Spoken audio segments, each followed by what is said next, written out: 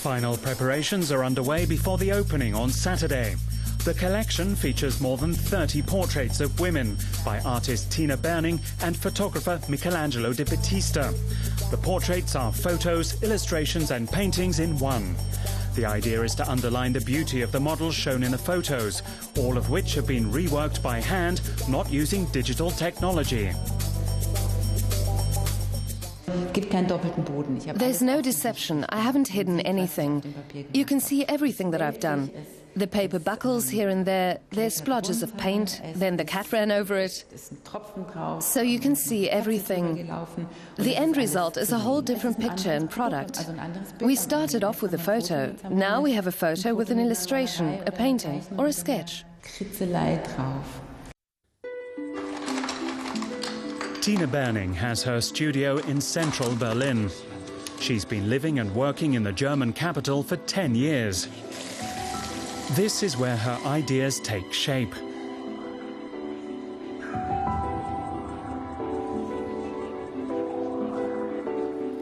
Paper, brush and ink are all she needs for her work. She rarely uses any digital effects.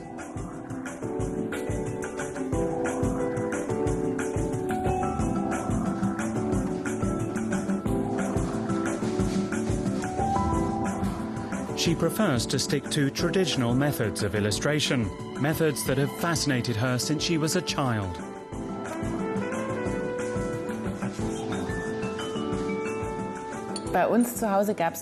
When I was at home, we only ever had one magazine for the whole family. My two older sisters always got to cut it up first. So they took the photos, leaving only the illustrations for me.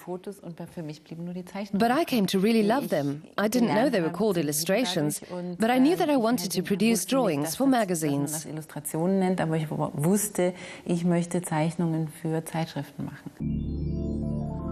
After studying graphic design, Tina began illustrating record covers for the music industry. She also worked for various magazines. While she loved the variety in her work, she was particularly fascinated by female beauty and expression. But her international breakthrough came with a different motif. In 2007, she was commissioned to draw a picture of Pope Benedict XVI for the cover of the New York Times magazine. It was almost a disaster because she gave the Pope one too many fingers.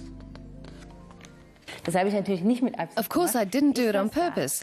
And I suddenly thought, oh no, the Pope will see it, because it's on the cover of the New York Times and it will be shown to him.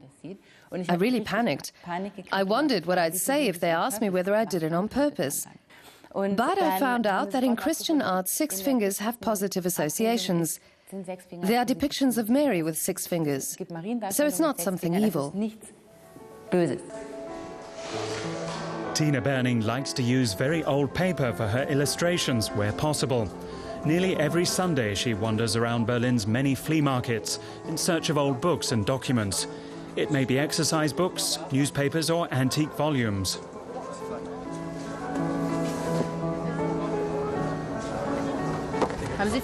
Do you have any empty books where not all the pages are printed? Yes. Yes, that's what I mean. There are so many memories involved. There are marks that have been left. I find that really beautiful. The books that I'm working with in my studio at the moment are from 1790. They're over 200 years old. I think it's unbelievable what paper can take. And if I put a new layer on it in 2010, I feel it's somehow connected with the old. Her new Face Project exhibition is also about creating new works out of existing ones. Tina Berning uses photos by Michelangelo di Battista as a template for her interpretations. Battista is himself amazed at the results.